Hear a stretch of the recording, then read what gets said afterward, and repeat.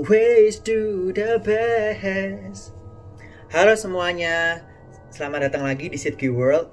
Kali ini aku mau cerita tentang yang serem-serem lagi. Jadi waktu itu kan aku pernah cerita yang serem ya, udah pernah cerita sekali di yang videoku yang kedua.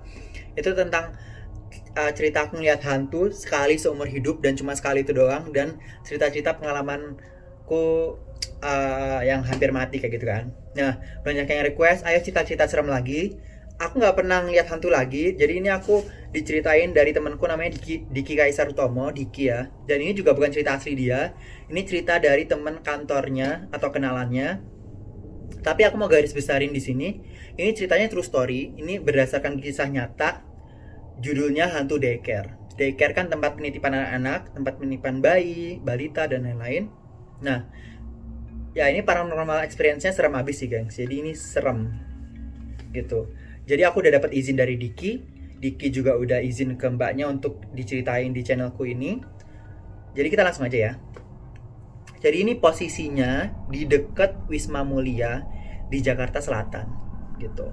Aku nggak mau nyebutin daycare-nya apa, aku nggak nyebutin nama orang-orangnya di sini. Jadi sebut aja namanya Mbak N. Kita sebutnya namanya Mbak N. Jadi ini ceritanya bayi pertamanya Mbak N gitu. Nah, si Mbak N ini teman dari temanku Diki ini, dia tuh udah kerja, terus juga suaminya juga kerja, jadi nitipin bayinya di daycare gitu, di daycare itu. Nah, suatu hari pas lagi pulang kantor, si Mbak N ini mau jemput bayi perempuannya kan. Nah, pas mau turun lift kantor, dia tuh ditelepon sama babysitternya, babysitter sewaannya. Nah, si babysitter ini kayak teriak-teriak nangis-nangis gitu, teriak-teriak nangis-nangis. Pas sudah di lift, suaranya tuh kan kayak gangguan gitu kan, resep, hilang sinyal lah intinya. Nah, terus pas keluar lift, si Mbak N panik gitu kan. Nah, si babysitter bilang, nyonya, saya tinggal ke toilet sebentar, terus sekarang adik bayinya hilang, nggak ada gitu. Nah, si Mbak N langsung lari tuh ke daycare kan, langsung lari cepet-cepet ke daycare, tergesa-gesa gitu. Pas sampai babysitternya tuh nggak ada, di situ. Nah, terus Mbak N nanya ke admin kan, nanya ke petugasnya gitu. Adminnya bingung. Adminnya bilang gak ngelihat babysitter nyonya atau Mbak N ini datang ke daycare hari itu kayak gitu. Terus akhirnya langsung si Mbak N ini lari ke lantai 2. Untungnya baby girlnya, bayi perempuannya tuh ada di sana gitu, tidur pules ya gitulah, pokoknya nyaman. Udah gitu suami Mbak N ini jemput ke situ, tapi sebelum jemput si Mbak N, si suaminya bilang gini, kamu di mana sekarang? Babysitter kita tuh bilang dia lagi sakit, nggak bisa jemput bayi kita. Nah, suaminya nambahin lagi, kata babysitter, kamu rencana mau makan-makan sama teman-teman kantor ya di rumah makan habis pulang kerja kayak gitu. Nah loh, akhirnya si Mbak N ini kan tambah kaget lagi kan. Si Mbak N ini kaget, loh tadi si babysitter telepon ke aku sambil panik gitu, makanya aku lari-lari. Beberapa menit kemudian, setelah keganjilan itu, si mereka ini pulang. Akhirnya suami istri sama bayinya ini pulanglah mereka ke rumah kayak gitu. Ini selesai di part 1. Nanti aku lanjutin di part 2. Nah, masuk di part 2 dari cerita hantu daycare ini, kan mereka pulang nih ya, Mbak N sama suami sama bayinya pulang ke rumah. Nah, malamnya suami istri ini nelpon ke si babysitter, tapi telepon gak diangkat, chat gak dibales, centang satu doang kayak gitu.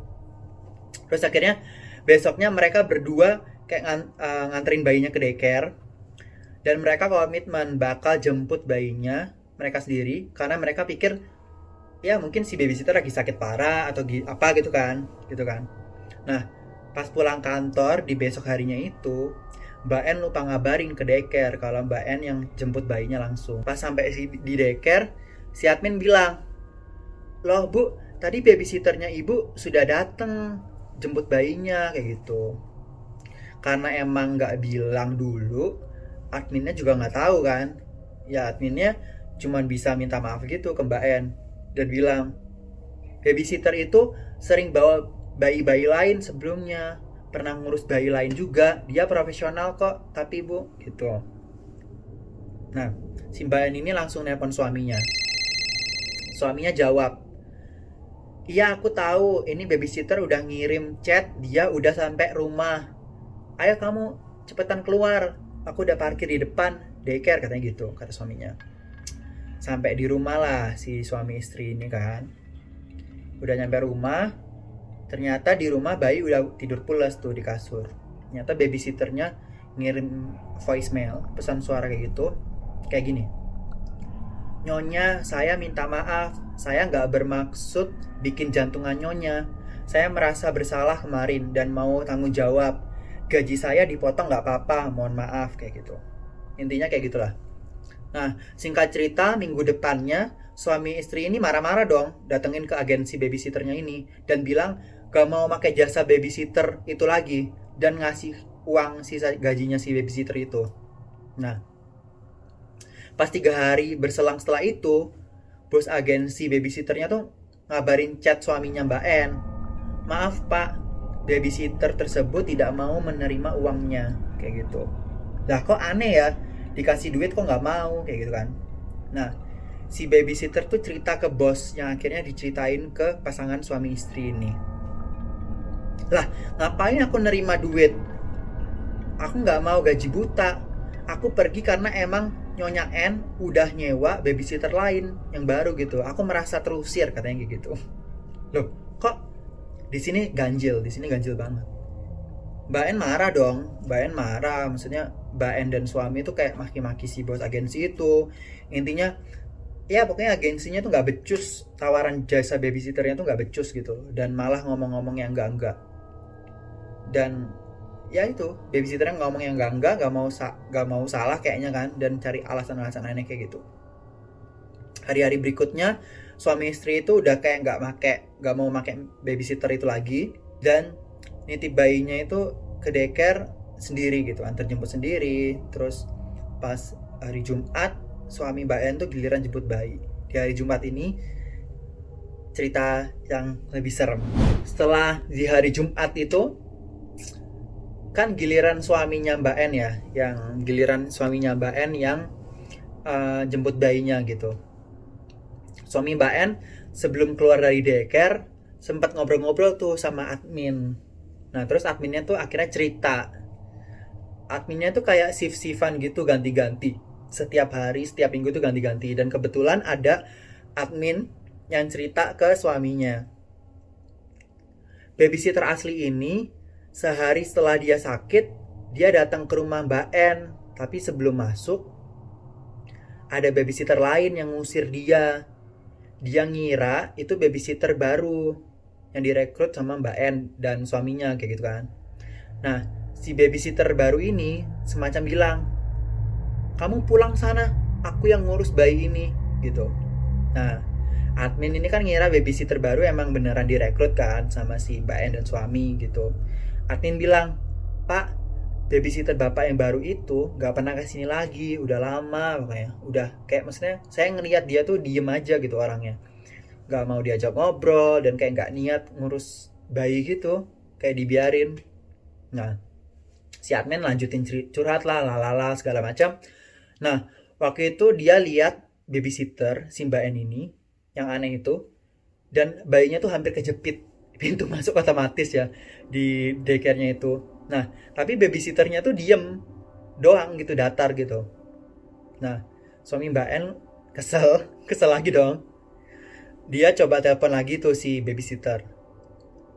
Sambil nelpon, si admin tuh nyerocos terus lah. Pokoknya babysitter bapak itu sering gonta-ganti bayi yang diantar, dan kok bapak mau sih kayak ngerekrut babysitter pendiam kayak gitu, katanya gitu.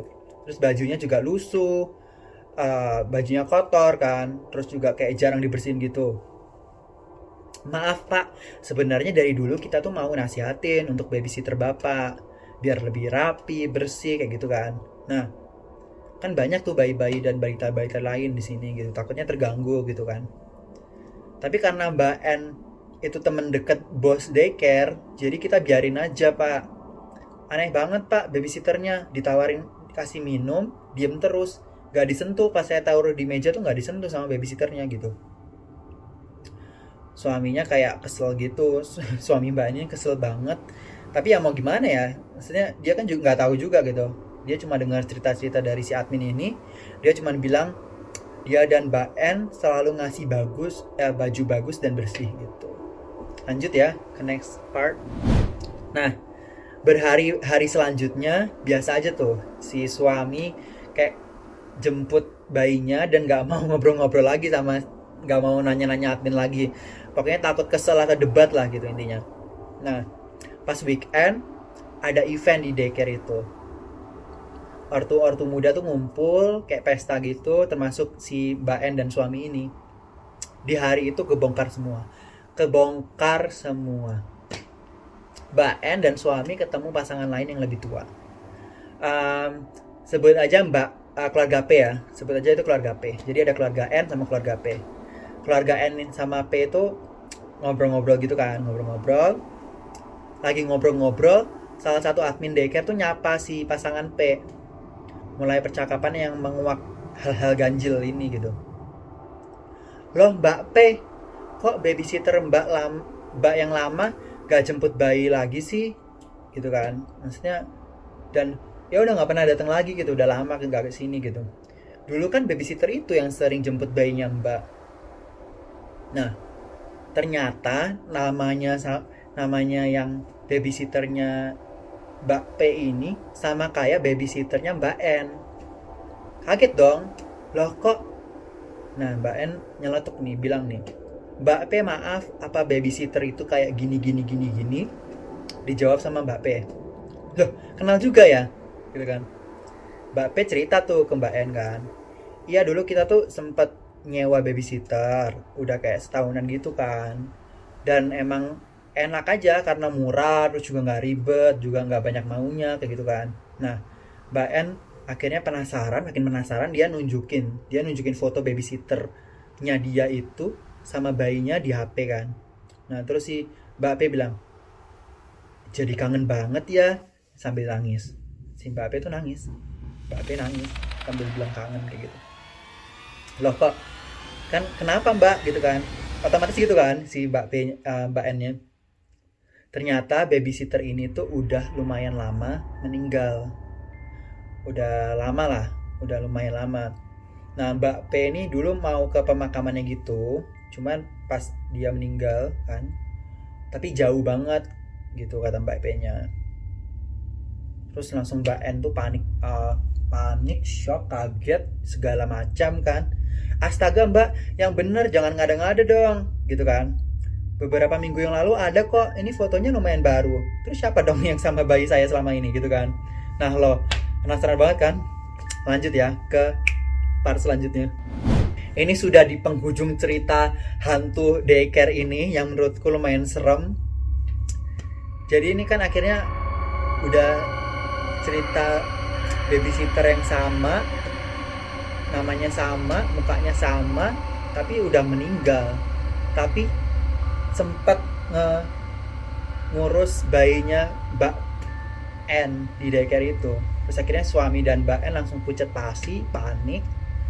Terus suami Mbak N tuh kayak gak terima gitu kan, bilang langsung ke Mbak P, Mbak P jangan main-main lah, saya dapat dari agensi loh, dia tuh baru kami pakai, terus sakit, terus kayak ngomong yang enggak dan semena-mena gitulah, jadi gak kami pakai lagi gitu. Suami istri itu masih nggak percaya, mau minta ceritain segalanya tentang si babysitter itu, penasaran, kepo, dan penasaran juga kenapa matinya, kalau beneran mati. Terus akhirnya si Mbak P itu cerita,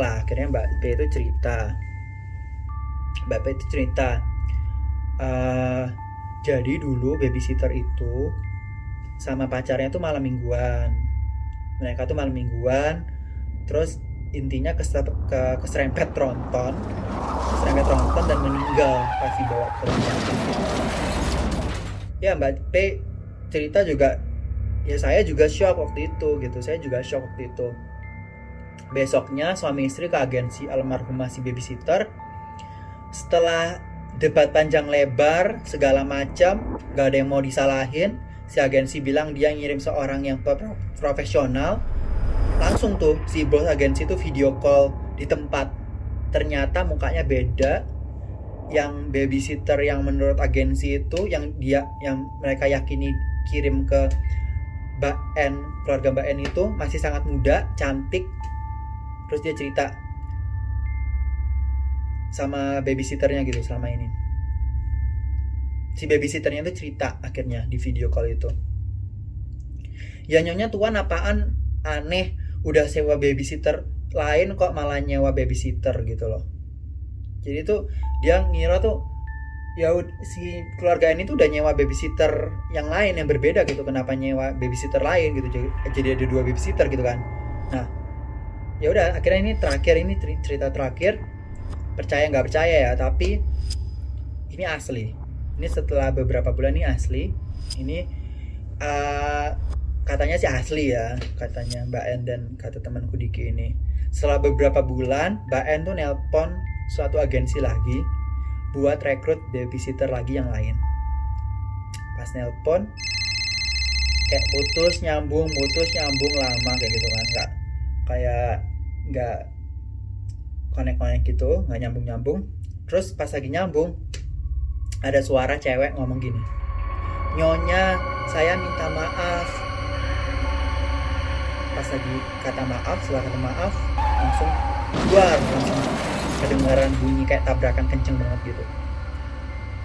Ya kan serem banget ya, maksudnya kayak replik apa ya, kayak kilas balik pas lagi dia meninggalnya ketabrak truk itu gitu.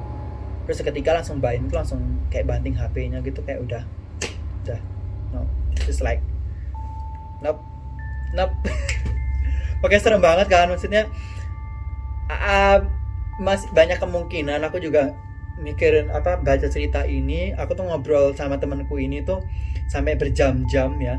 Dulu tuh ceritanya berjam-jam, sampai sekarang tuh masih misterius banget, masih banyak misteri-misterinya, aku masih nggak ngerti ini ya, maksudnya babysitter jadi-jadian, I don't know, kayak ini serem, meninggal, aduh aku nggak mengerti. Jadi menurut kalian kayak gimana cerita ini, apakah kalian percaya atau enggak? Katanya ini di Jakarta Selatan di dekat Wisma Mulia. Terus aku nggak tahu nama lengkap daycare-nya apa, tapi kata temanku ada paradise-nya gitu, nggak ngerti apa. Jadi ya sekian, kita ketemu di video Sidki Scary selanjutnya, mengungkap paranormal experience, cerita dari teman-temanku yang lebih serem, yang menurut kalian bisa amaze, bisa entertaining. So goodbye.